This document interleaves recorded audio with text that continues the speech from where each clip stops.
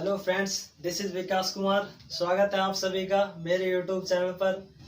आज का हमारा टॉपिक रहेगा दक्षिणी अमेरिका के अपवाह तंत्र, जो इसका नदी सिस्टम है। वो पिछले क्लास में हमने अपना जो टॉपिक लिया था वो था हमारा इसके माउंटेन्स और प्लेटू, पर्वत और पठार। तो इसमें हम देखेंगे इसके जो नदी क्षेत्र है, जो इसके नदी का अपवाह तंत्र, जो रिवर सिस्टम है, उसके बारे में हम बात करेंगे। तो स्टार्ट करते हैं हम। इसकी जो सबसे महत्वपूर्ण नदी है दक्षिणी अमेरिका की, सबसे दक्षिणी अमेरिका की महत्वपूर्ण नदी है अमेजोन नदी। तो अमेजोन नदी का हम डायग्राम देख लेते हैं कि कहाँ से स्टार्ट है और किस प्रकार से है। तो अमेजोन नदी दोस्तों पेरू देश है, इसकी लोकेशन हमने देखी हुई है। पेरू देश की लोकेशन यहाँ पर है और पेरू देश का एक शहर है इक्विटोस। तो वहां से अमेजोन नदी निकलती है इस प्रकार से, और ये इसका मुहाना है नॉर्थ अटलांटिक सी में। तो अटलांटिक सी की लोकेशन हमें पता ही है, ये अटलांटिक सी है, अटलांटिक महासागर।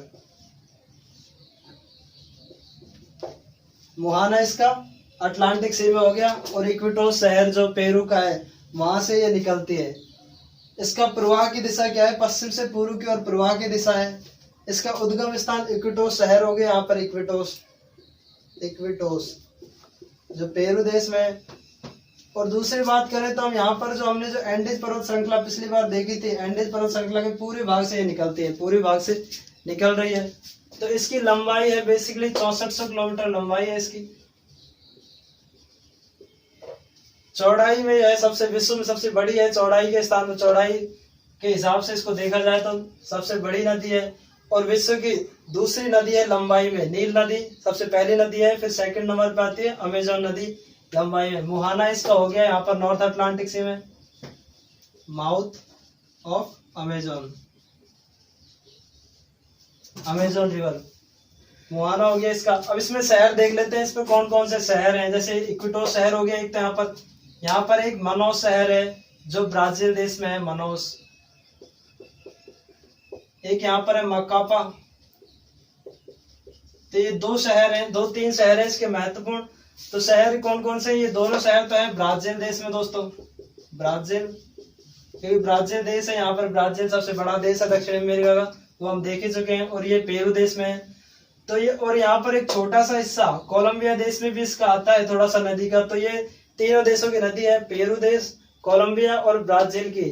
लेकिन सबसे ज्यादा जो बड़ा हिस्सा जो अपवाह तंत्र का है वो ब्राजील देश में है।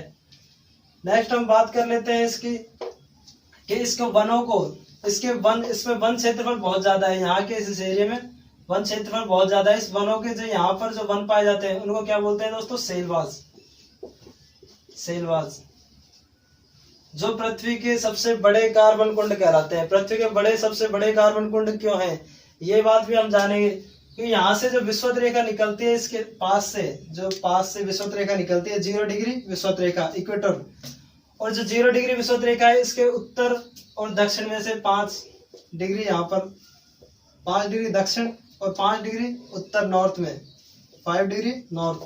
तो इसको क्या बोलते हैं कि ये होता है डोलड्रम क्षेत्र। एक डोलड्रम क्षेत्र बोलते हैं, विषुवत रेखीय डोलड्रम क्षेत्र, यहाँ पर लिख देते हैं डोलड्रम क्षेत्र। विषुवत रेखीय डोलड्रम क्षेत्र की क्या विशेषता होती है दोस्तों? कि यहाँ पर जो दोपहर के बाद हमेशा वर्षा होती है, दोपहर के बाद रोजाना वर्षा होती है, और मेघाच्छादन सर्वाधिक होता है। तो इसी वजह से यहाँ पर क्या है कि पेड़ पौधे जो ज्यादा है, और यहाँ पर त्रिस्तरीय वृक्ष प्रणाली पाई जाती है। यहाँ पर त्रिस्तरीय, त्रिस्तरीय का मतलब क्या है कि यहाँ पर बड़े वृक्ष, छोटे वृक्ष और फिर इससे छोटे वृक्ष, तीनों प्रकार के वन पाए जाते हैं। इसीलिए यहाँ पर हमेशा क्या होता है कि सदाबहार वन भी मिल जाते हैं, जिनमें सब हमेशा देखने को मिलता है, फल फूल और पतझड़ तीनों एक साथ मौसम देखने को मिल जाते हैं यहाँ पर अमेजन के वनों में, जिसको सेलवास कहते हैं। और ये सेलवास क्या है कि पृथ्वी के सबसे बड़े कार्बन कुंड कहलाते हैं, क्योंकि ये सबसे वातावरण की सबसे अधिक CO2 को ग्रहण करके रखते हैं। CO2 को सबसे ज्यादा कंजर्व यही करते हैं, CO2 को ग्रहण करके रखते हैं। बात कर लेते हैं दोस्तों इस क्षेत्र में कौन सी जनजाति पाई जाती है। तो यहाँ पर जनजाति, दो जनजातियां हैं। एक तो है बोरो जनजाति, बोरो, और एक है अमेरिंडस, अमेरिंडस जनजाति। ये दो जनजाति यहाँ पर मुख्यतः पाई जाती हैं। ये दोनों जनजाति क्या होता है कि यहाँ पर जो वृक्ष रहते हैं, बड़े बड़े वृक्ष रहते हैं, उन पर ही घर बनाते हैं। तो ये घरों पर रहने वाली जनजातियां, पेड़ों पर घर बनाकर रहती हैं। और यहाँ पर एक सबसे विश्व में सबसे हल्की लकड़ी मिलती है, एक हल्की लकड़ी है सबसे विश्व में हल्की लकड़ी, वालसा। वालसा नाम से एक लकड़ी है जिस पर काफी बार क्वेश्चन आता है। कहाँ मिलती है? ये अमेजन के वनों में मिलती है। और ये क्या होता है कि नाव बनाने के लिए काम आती है। सबसे हल्की लकड़ी है जो नाव बनाने के लिए काम आती है, वालसा लकड़ी है जो। तो ये अमेजन का क्षेत्र हो जाता है पूरा, ब्राजील में सबसे ज्यादा प्रभावित होती है। और इसका मुहाना नॉर्थ अटलांटिक सी में है, डेल्टा का निर्माण यहीं पर करती है। तो बाकी तो चीजें ये हो गई इसकी अमेजन नदी के बाद। तो हम नेक्स्ट देखते हैं दूसरी नदी, मैगडलेना नदी। तो इसको थोड़ा साफ कर लेते हैं हम, थोड़ा स्पेस हो जाएगा अपने पास।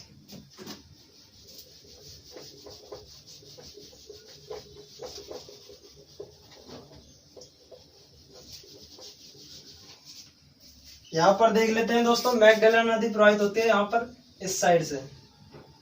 और इसका मुहाना है इसका कैरेबियन सी में। कैरेबियन सी हम पहले ही देख चुके हैं, कैरेबियन सागर, इसकी लोकेशन हम पहले देख चुके हैं। यह मैगडलेना कोलंबिया देश से निकलती है।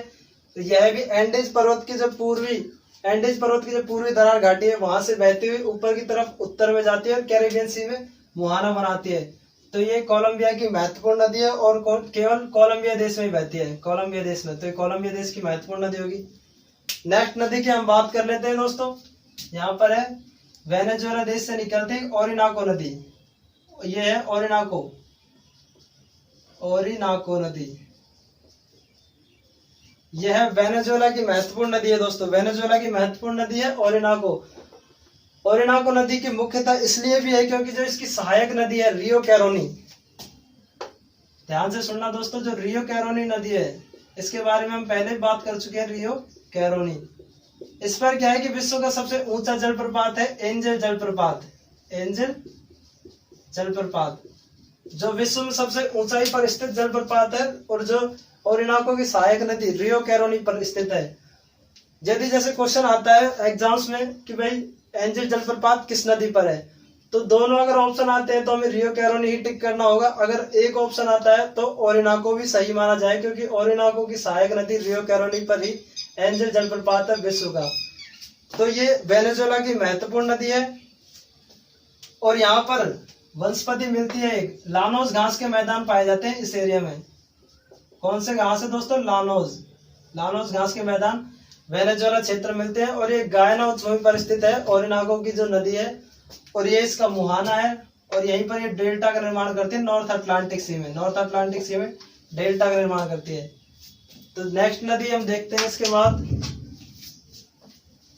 यहां से थोड़ा साफ कर लेते हैं।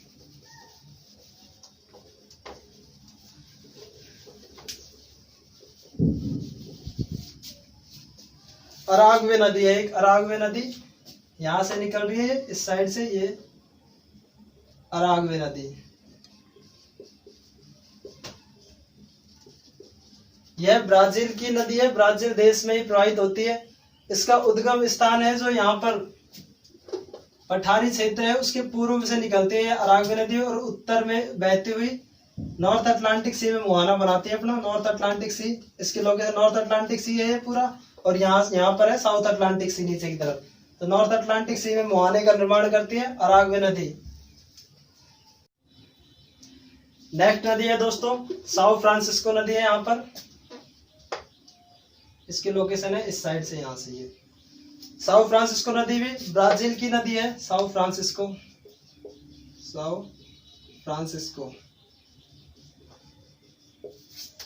यह ब्राजील की नदी है। ब्राजील उच्च भूमि के पश्चिमी भाग से निकलते हैं। ब्राजीलियन उच्च भूमि जो हमने देखी थी पिछले क्लास में, ये ब्राजीलियन उच्च भूमि का भाग है। और यहाँ पर क्या है, एक बांध है जो ब्रिज पाया जाता है यहाँ पर, पाउलो, उसका नाम है पाउलो अल्फासो जलप्रपात है एक, पाउलो अल्फासो जलप्रपात है साओ फ्रांसिस्को नदी पर, जो ब्राजील में ही स्थित है, ब्राजील में स्थित भाग है। और यहाँ पर क्या है कि सवाना प्रकार की वनस्पति पाई जाती है दोस्तों। इस क्षेत्र में सवाना प्रकार की वनस्पति है, सवाना, जिसे यहाँ पर सेराडोस कहा जाता है, सेराडोसा वनस्पति कहा जाता है, सेराडोसा वनस्पति कहा जाता है साओ फ्रांसिस्को के नदी के। नेक्स्ट नदी है दोस्तों पराना नदी। पराना नदी की लोकेशन है यहाँ से इस साइड से, पराना नदी। यह रियो डी ला प्लाटा में मुहाना बनाती है। रियो डी ला प्लाटा मुहाने का निर्माण करती है। इसका उद्गम कहाँ से होता है? इसका उद्गम होता है ब्राजील की जो उच्चभूमि है, जो ब्राजीलियन उच्चभूमि के पश्चिमी घाट से। जो ब्राजील उच्चभूमि का पश्चिमी जो है, पश्चिमी द्वार बोलेंगे या फिर पश्चिमी जो भाग बोलेंगे, वहां से इसका पराना नदी का उद्गम होता है। और इस पराना नदी पर जो ब्राजील में यहाँ पर एक बांध है, इगू आजो जलप्रपात। इगू आजो जलप्रपात जो ब्राजील देश में ही है और बड़ा जलप्रपात है ब्राजील देश का।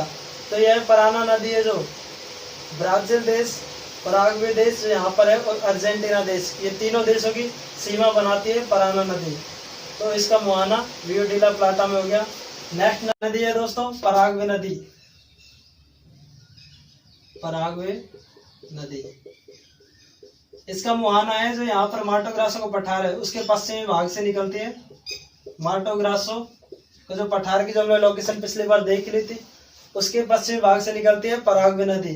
और पराग्वे नदी पराना नदी मिल जाती है और इस पे ये अंतरराष्ट्रीय सीमा बनाती है दोस्तों। पराग्वे नदी है जो अर्जेंटीना देश, ब्राजील देश और यहाँ पर जो देश है, यहाँ पर कौन सा देश है? पराग्वे देश, तीनों देशों की सीमा बनाती है। पराग्वे नदी है जो तीनों देशों से अंतरराष्ट्रीय सीमा बनाती है और इसका मुहाना भी रियो डी ला प्लाटा में ही बनाती है पराग्वे नदी। नेक्स्ट नदी है एक लास्ट यहाँ पर जो मिलती है तीनों में, उरुग्वे नदी। यह है उरुग्वे नदी। यह उरुग्वे नदी है जो ब्राजील के जो दक्षिणी भाग है, जो दक्षिणी इसकी उच्च भूमि है जो ब्राजील की, वहां से इसका उद्गम होता है और इसका मुहाना भी रियो डी ला प्लाटा में बनता है। अब ये तीनों का एक महत्वपूर्ण नदी तंत्र बोलते हैं और इन तीनों नदियों को जो नाम है उसको बोलते हैं प्लाटा नदी तंत्र। यहाँ पर देख लेते हैं प्लाटा नदी तंत्र, जिसमें ये तीनों नदियां आती हैं, उरुग्वे, पराना और पराग्वे। ये प्लाटा नदी तंत्र बोलते हैं जो दक्षिण अमेरिका का महत्वपूर्ण अपवाह तंत्र है, प्लाटा नदी तंत्र, जिसमें ये तीनों नदियों का संगम होता है और इन तीनों का मुहाना रियो डी ला प्लाटा में है। लास्ट और नेक्स्ट नदी है कोलोराडो की नदी। कोलोराडो नदी,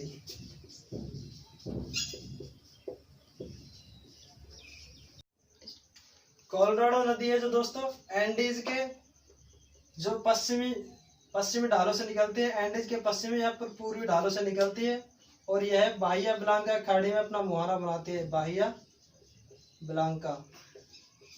और यह अर्जेंटीना की महत्वपूर्ण नदी है और नॉर्थ अटलांटिक सी में जो बाहिया ब्लांका खाड़ी है वहां पर यह मुहाना बनाती है। तो इसी के साथ हमारा दक्षिणी अमेरिका का जो चैप्टर जो था अपवाह तंत्र, नदियों का जो फॉर्मेशन है वो पूरा होता है।